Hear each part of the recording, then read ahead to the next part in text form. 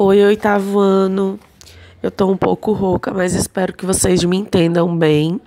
Dando continuidade à América Latina, nós vamos estudar hoje as características, né, da população, os aspectos populacionais da América Latina.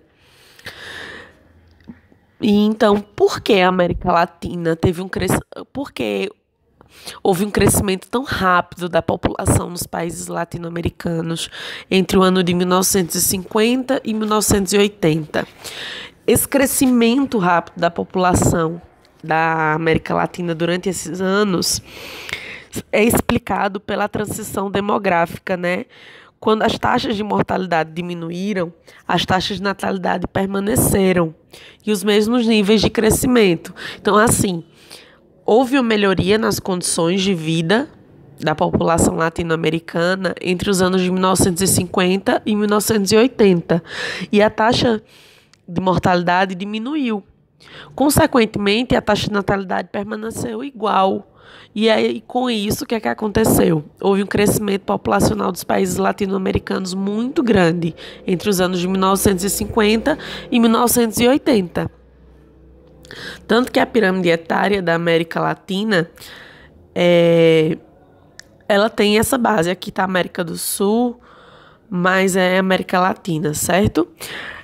A pirâmide etária de alguns países da América Latina, assim, não é de todos, mas a maioria dos países da América Latina, a pirâmide etária tem esse formato, a base larga e o topo estreito.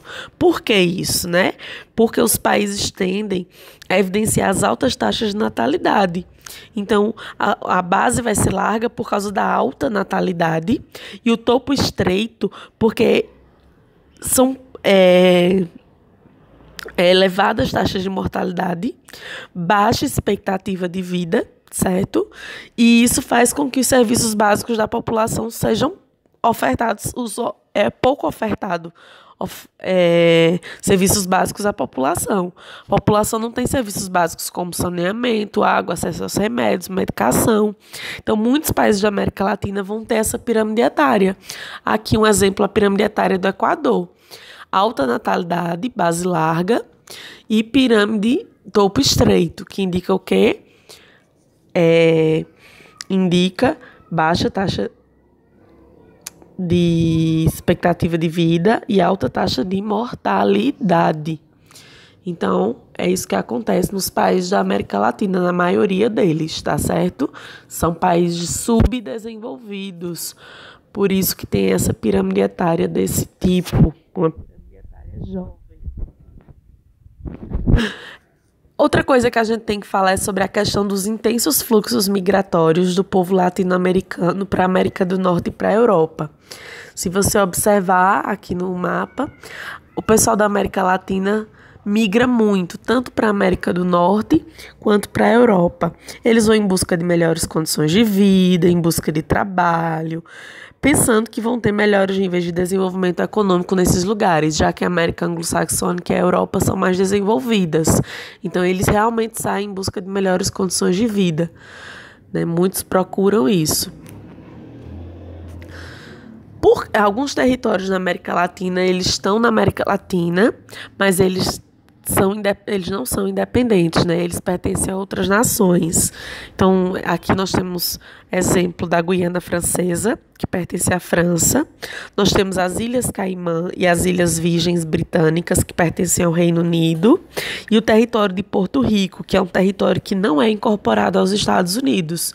Então, nós vamos ter territórios dentro da América Latina que não são independentes, pertencem a nações de outros lugares. Exemplos esses que eu acabei de falar. Guiana Francesa, Ilhas Caimã, Ilhas Virgens Britânicas e também Porto Rico. A formação da população latino-americana, ela foi distribuída de uma forma desigual, né?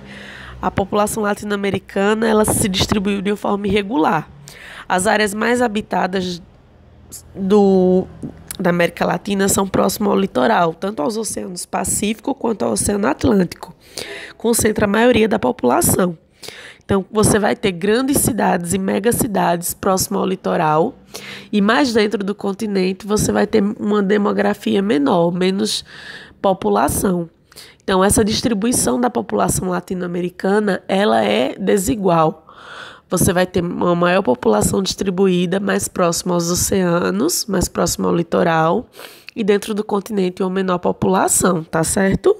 Isso se dá muito pelo desenvolvimento, pela questão da colonização. Tudo isso fez com que essa densidade demográfica fosse mal distribuída, né? Há uma mal distribuição da população latino-americana no continente.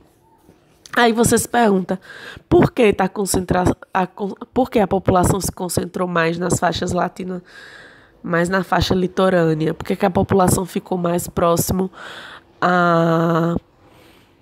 aos lugares onde há oceano? Veja só, principalmente por causa dos portos, da colonização, como eu expliquei. Devido à colonização, os europeus eles chegaram por onde? Pelo litoral. Então a concentração humana foi ficando no litoral e as pessoas foram desenvolvendo mais o litoral. Depois foi que invadiram as outras áreas que tinham obstáculos naturais para serem povoadas, tinha dificuldade de acesso, dificuldade de povoamento e principalmente região como da Floresta Amazônica no norte, a Cordilheira dos Andes, o oeste, o deserto semiárido da Patagônia no sul. Então são áreas que são menos desenvolvidas. Você vai ter um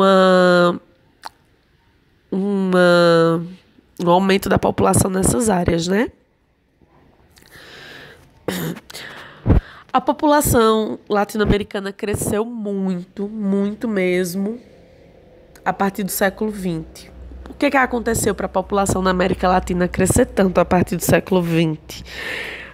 Progressos médicos sanitários, aumento de campanhas de saúde, acesso de vacina, tecnologias, remédios, tratamento de água e esgoto. Foi um conjunto que fez com que a expectativa de vida da população aumentasse e diminuísse as taxas de mortalidade, fazendo com que a qualidade de vida da população melhorasse. Então, desde a partir do século XX, a qualidade de vida da população latino-americana melhorou. Consequentemente, aumentou a população, porque aumentou a expectativa de vida, diminuiu a taxa de mortalidade, com os acessos à saúde, saneamento, tudo isso que vocês já sabem. Então, isso fez com que a população da América Latina crescesse a partir do século XX. E essas migrações que a gente já vinha falando aqui ocorrem muito, né? Os caribenhos, principalmente os latino-americanos, vão muito para a América do Norte. A migração dos latinos-americanos aumentou muito nos últimos anos. Há muitos imigrantes de outros continentes que vêm para a América Latina, mas permaneceu estável e a migração dos latinos-americanos para a América do Norte, ela cresceu. Diminuiu o número de europeus, né? Aumentou o número de norte-americanos vivendo na América Latina.